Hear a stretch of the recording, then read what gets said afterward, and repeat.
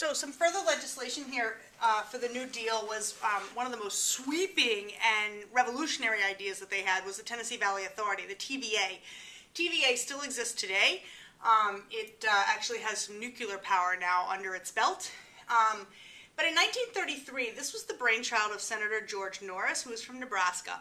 And what he said was, we should have a electrical generating facility that takes charge of the waterways coming in and out, builds dams, does whatever it needs to do to generate power and electricity, especially for the people who live in that area. So it's going to be sort of a planned economy for the people who live in and around the Tennessee Valley Authority. Now, what does it do? It's going to take electricity and it's going to produce it, but it's going to match, or it's going to compare pricing for what the government can produce versus a private electrical producer to try to keep prices from the private electrical producers in line, because otherwise they could just skyrocket their prices and people are going to be gouged, and that's not what they wanted to happen. So they wanted to have a piece of the electrical pie under the government's control. So electricity production. This was the first time the government would own a major business. So that was a pretty big deal.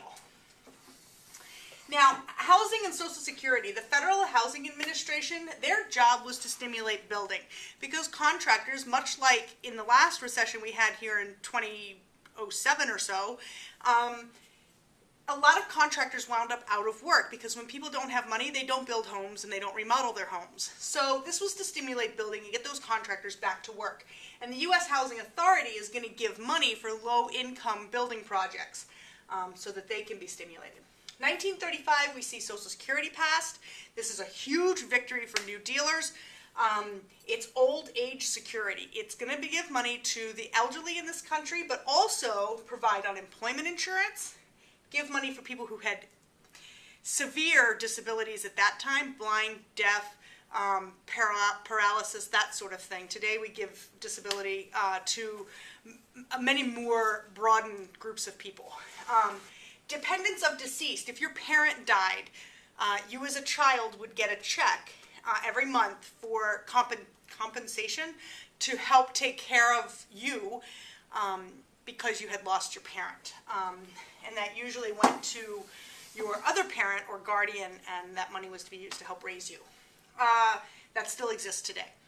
Labor. Now, what labor changes did we see? Well, we saw one of the labor bills, the NRA, get tossed out by the Supreme Court, so the New Dealers have to come up with something else. And they come up with the National Labor Relations Act in 1935, also known as the Wagner Act, more popularly known as the Wagner Act. They guarantee the following: the right to organize in unions and collectively bargain.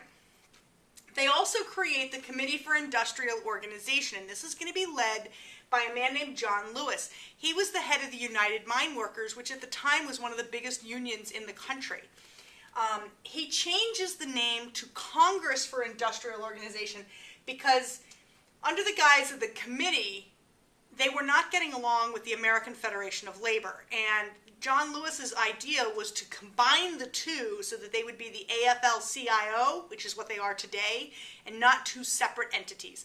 This Committee for Industrial Organization catered to unskilled workers, okay, where the AFL catered to skilled workers. So a lot of your guys in the auto industry joined the CIO, and they would often utilize a sit-down strike as a manner of getting attention and getting their needs met by their employers.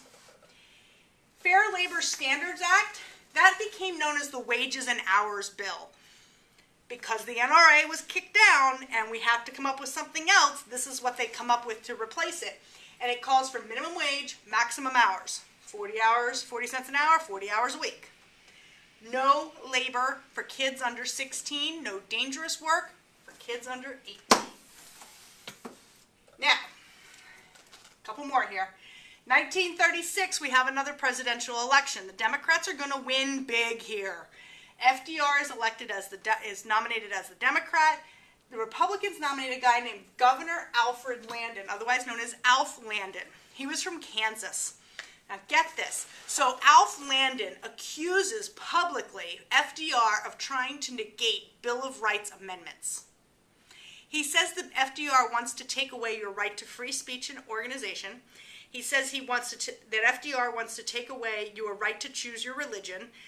And then there were a couple other things. It was garbage. FDR never wanted to do that, and he had to actually retort and get into a verbal battle with this guy over what he really wanted for the country. But Alf Landon was making some outrageous accusations. During this election, or before this election, we see the passage of the 20th Amendment. This is easy to remember what the 20th Amendment is, because it calls for a change in the inaugural date for the president. It had been in March, but what happened, we saw it with Buchanan to Lincoln, and then we saw it with Hoover to FDR. What happens is you wind up with what's called a lame duck. You wind up with a president who sits back after the election has happened and somebody new is coming into office, and the president that's in office currently sits back and says, I'm not doing anything. Why should I do anything? And they let the South secede, they let the Depression sit in, so it doesn't work out for anybody. So what they want to do is they want to move the inaugural date up earlier so there's less of a window of that lame duck period. Instead of having 4.5 months, now they only have a little over 2 months to sit in the White House and do nothing. So that's an easy one to remember. 20th Amendment moves it to January 20th. Okay? So as long as you can remember 20th, you're good. Okay? Supreme Court. Supreme Court was throwing up a lot of roadblocks for the New Deal legislation. They were knocking a lot of things around as unconstitutional. FDR didn't like it at all. This was his baby they were dealing with.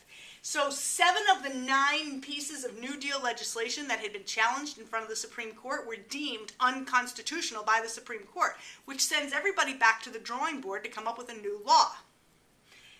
What was the problem with the court? Well, FDR had 2 theories on what was wrong with the Supreme Court and why they weren't voting in favor of his stuff. Number 1, they were ultra-conservative. The justices had all been nominated basically by Republican presidents, and they were these super ultra-conservative guys. Okay, that's one issue. The second issue is they were old. 6 of the 9 justices were over the age of 70. And FDR said, well, wait a minute, let's get rid of the old guys. Get them to retire. So Congress proposes a bill that says justices that are over the age of 70 will retire at full pay and benefits as long as they get out.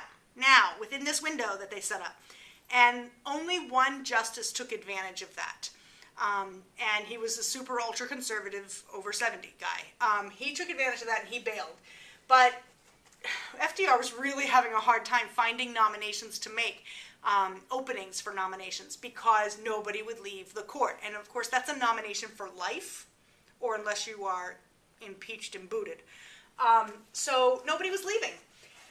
So he has to come up with another scheme. So he comes up with this, what's called the FDR court packing scheme. And what he says is that I should be able to appoint an additional justice to the Supreme Court. For every guy over 70, I should get a new appointment.